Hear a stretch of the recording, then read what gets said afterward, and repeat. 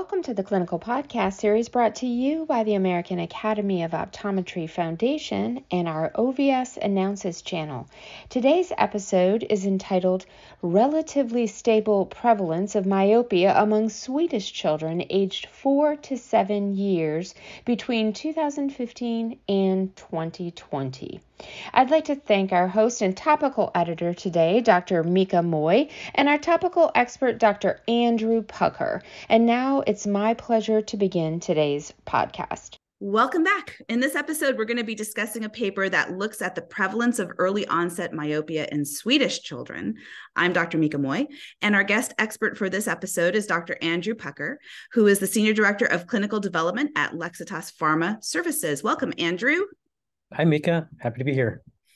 Okay, so the title of this paper is Relatively Stable Prevalence of Myopia Among Swedish Children Aged 4 to 7 years between 2015 and 2020 by Thomas Bro and Stefan Lofgren, and was published in the Academy's journal, Optometry and Vision Science. So let's walk through this. So why were the authors looking at early onset myopia specifically?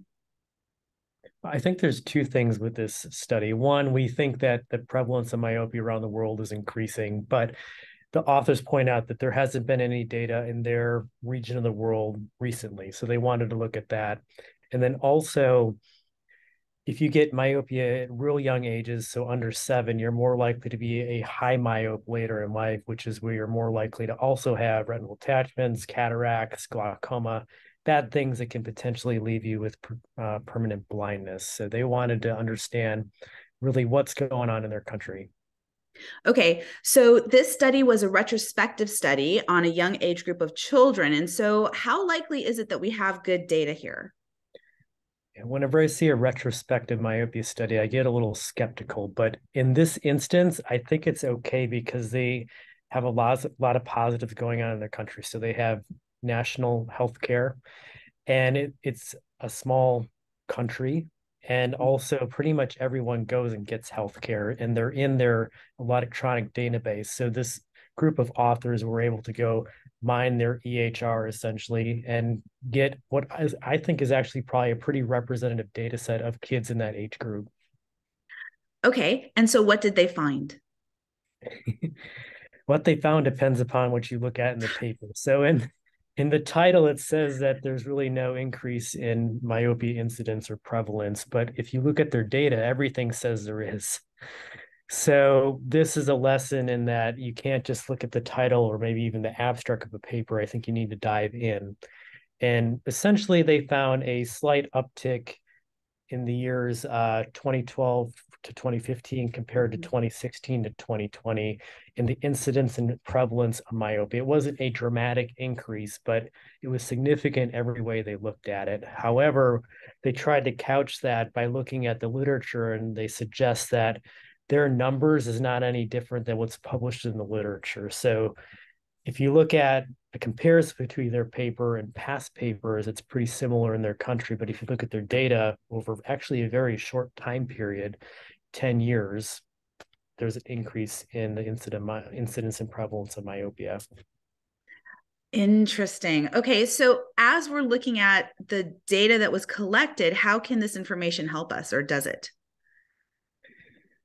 I think this is just another data set that suggests that probably the incidence and prevalence of myopia is increasing. So we need to have a concerted public health effort to try to find things that could curb the development of and then the progression of myopia. And that could be with offering more myopia management options. In their countries, they have glasses. In the United States, we got contact lenses and atropine. And then maybe even if you're proactive, you send your kids outside before they become nearsighted, and that may decrease their risk as well.